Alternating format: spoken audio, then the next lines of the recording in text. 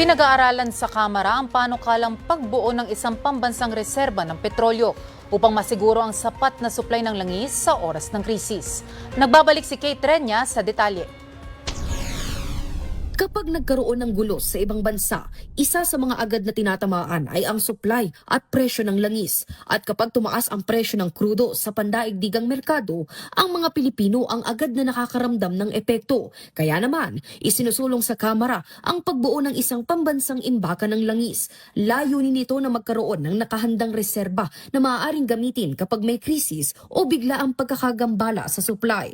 Sa pagpupulong ng Technical Working Group ng House Committee on Energy, tinalakay ng mga mambabatas, katuwang ang mga representatives ng bawat oil companies, ang mga detalyeng dapat isaalang-alang bago maisabatas ang panukala. Isa sa mga pinagtuunan ng pansin ay ang minimum inventory requirement para sa mga oil company. Sa ilalim ng kasulukuyang patakaran, dapat may nakatabing supply ang mga oil company na sasapat sa 15 araw, habang ang mga refinery naman ay kailangan may inventaryong hindi bababa sa 30 araw.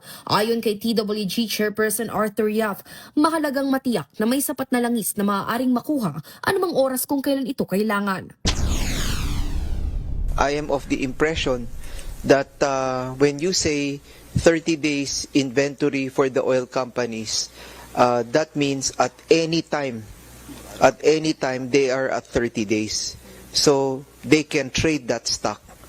Okay? You can trade that stock, but at any day, at any time, meron tayong 30 days for the oil company. Ngunit para sa mga kinatawan ng LPG industry, hindi pa sapat ang kanilang mga pasilidad upang makasunod sa posibleng 30-day inventory requirement. Anila, kulang pa ang storage capacity ng ilang importer para makapagtabi ng ganitong karaming supply.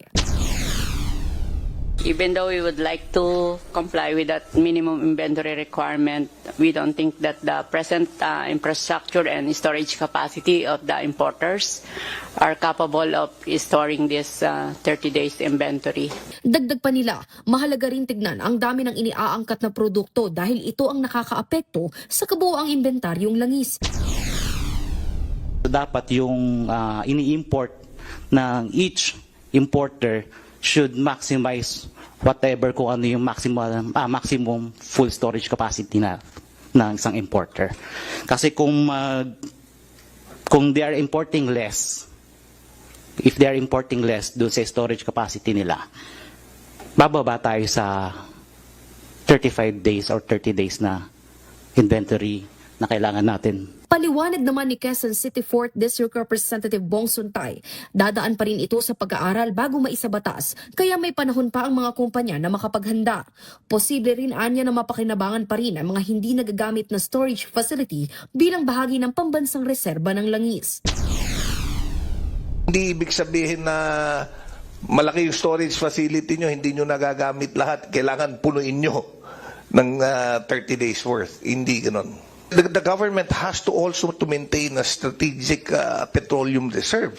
In fact, yung mga unused na storage facility nyo, pwedeng i-list ng gobyerno eh. Kaya nga, if you really look at it, it's a win-win. Mayroong 8 panukalang batas ang pinag-aaralan ng mga mambabatas. Target nilang pag-isahin na ang mga mahalagang probisyon nito upang makabuo ng isang batas na magiging karagdagang panangga ng bansa laban sa mga biglaang krisis sa supply ng langis. Para sa totoong balita sa Bagong Pilipinas, Kate Ranya, Congress News.